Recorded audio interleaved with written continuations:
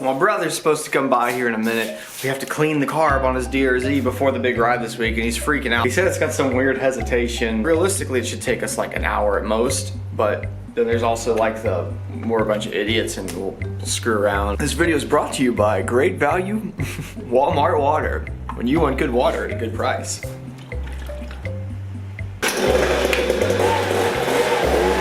Just checking the mail here. What I got?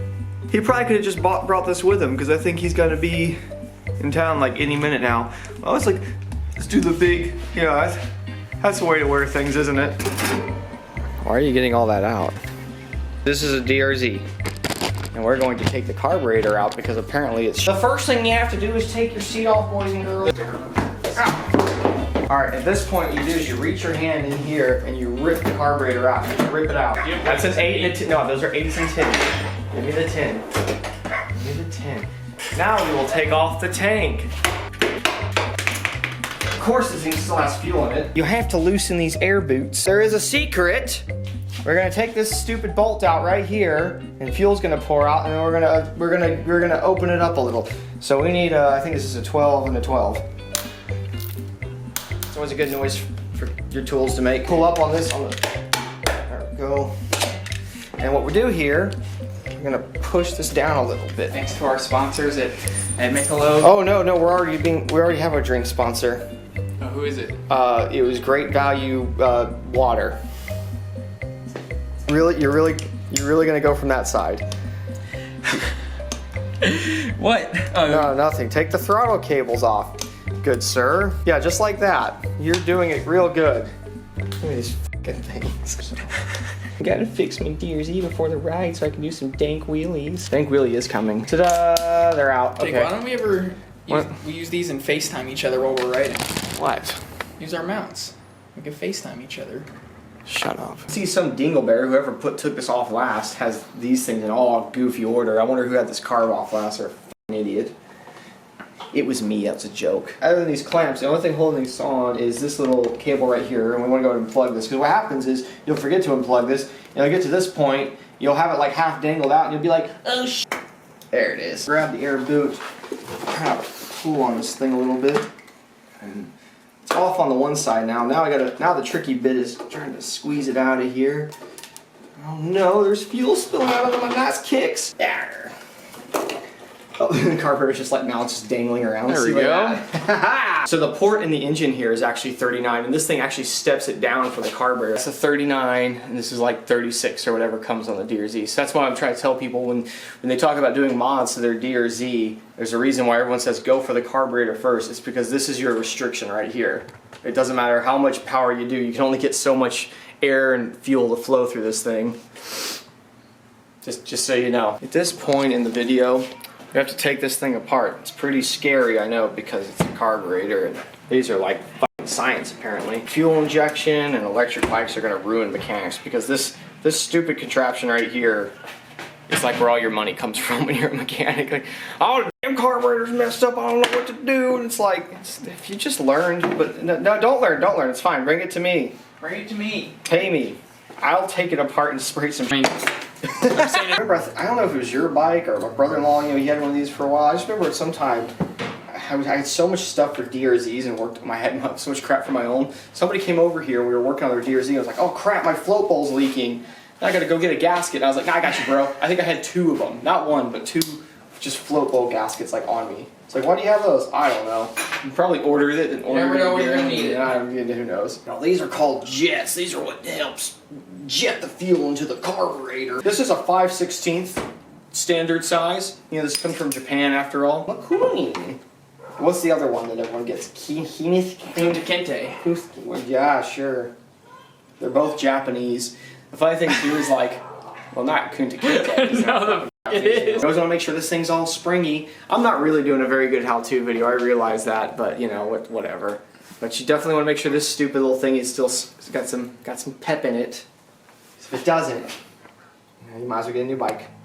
Buy a fuel-injected one. 1, 1/2, 2, 2/2. What the? Throttle body position sensor. For some reason, you were like, well, I want to take it off because I want to put it in a vat. I guess you could try to put a mark across here so you really line this thing back up. But otherwise, I don't even know if on the DRZ you can get that tool and reset it.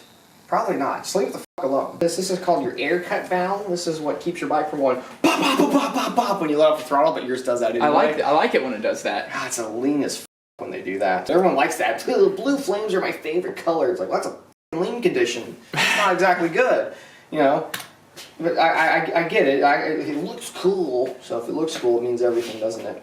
Remember this little rubber diaphragm to rip it off as aggressively as you can. At this point, carburetor is just an empty shell, just like you. What did you get me to clean this thing with? I wish this was fucking B12. You know the thing with this, right? No. B12 is just the name of this brand. B12 itself is fucking illegal. Where's the other piece? I've lost it. Hi everybody, I know that I'm a professional. These little jets, you can give them like a little, just put a little bit of chemical in your float bowl. That's what I like to do with it. And it's just got a little bath in there. Just kind of let it sit, kind of balance this up. Comes with its own cleaning bowl. That's nice. Now we get to go clean this thing out in the driveway. Let's go. Remember to wear hand protection and eye protection. Holes all throughout here. You've got holes through here. You've got holes through. Pretty much everywhere there's a f***ing hole, you need to it with this thing, okay? Remember, this is very hostile on your skin, so, you know, be sure to get it on there. There's a little needle ball thingy in here. If we could actually take this, we could push this in a little bit. We can actually get the fuel down. Oh, look at that. I can actually see the color that just came out of there was really, like, yellowy looking, so that means we're definitely blowing some old fuel or something out of there. Now, people often use carb cleaner and brake cleaner interchangeably. Is that a good idea for this? So I try not to use brake cleaner, but you definitely can. Brake cleaner is basically like carb cleaner on crack. I notice the ones with the rubber tip are nice because you can sort of almost create seals. You can cram it in there without having to worry about damaging any sealing surfaces. And I didn't really care about that. It's not my shit, but I hear it's also fucking asshole.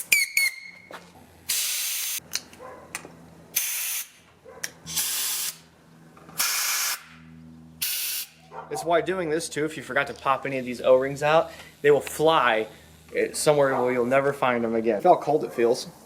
Wow. Wow, I know, right? Wow. Jesus. Let's try this one. There's some yellowy sort of gunk in there. That's what was coming out of the other end of this. That's clean there. Now the light shines through it real pretty. Now we put it together. Does anyone remember how it came apart? What if I like just died right now? Could you put this together? No. You want to really crank these down. This is brass and this is aluminum, so put as much fucking power into it as you possibly can. I'll just put the biggest fucking jets I can fit in there because fuel meets power. I know I could be doing like a better how-to on this shit, but we're kind of trying to do this in like a somewhat reasonable time. You know enough about motorcycles to fucking guess your way through some shit. Honestly, like in school, that was like, we don't want to teach you how to fix this.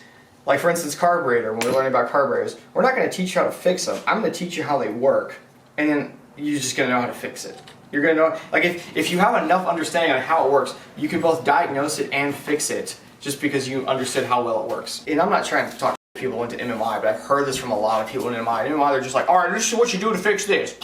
And they just show you real fast. And I go to some 2-bit community college, and they're like, no, we're going to show you how it works, and they wanted to be a point where he could hand you a half put together fucked up car and be like, okay, you should just be able to pork it out. Yeah. Oh, I haven't seen the video on how to put that one together. Yeah, and then well, motherfucker, what? You need to figure it out. What the fuck was connected to this? You have a plug on this, but I think this is part of your California control. Yeah, it is. So that's why that's plugged off. I'm pretty certain you have the other this one open, and you need to have a plug over this. And I'm pretty certain I put another cap on it because I remember using 2 caps, and I remember one of them being smaller, and I guess it's gone now. Well, that would explain your tuning being all and you were pulling in some unfiltered air. I might have a cap. I don't know for sure. I did find my old carburetor. There's your f***ing cap. Look how f***ing ragged this thing looks. It's like... Just hurled that into a f***ing drawer full of aerosol cans. I did do that. All that work we just did on your carburetor, and there, we fixed it. Put it back in, we'll have to use a hammer and a pry bar. I don't laugh. I'm going to use... I am going to use some of this. Y'all's favorite thing. Everyone on the internet loves to give me shit for this. There's this guy, some guy in the British channel was like, this f***ing guy, he put f***ing WD-40 on his exhaust. There's no f***ing reason. It's like, well, no, actually it helps slip the strap down. So, no, I don't know what the f*** I'm doing. I didn't wipe it off when I was done or anything. I just shitted WD-40 on everything, you know. My daughter, I take her to the park all the time because it's spring break. There's been all these other kids out there. And she's like, I don't like people. It's like, I can sympathize, but sometimes. Is there a way this is supposed to go? I don't think so. I've done it either way. I don't see why it would matter. Hold on, what does it mean if the battery's flashing? The thing's about to die. But if you hope you've enjoyed this video, you pretty much are done at this point. It's just reverse ordering. Okay, we've gone to the cell phone here. This is my iPhone 3G. Hey, there she is! Oh yeah, just the name of the guy.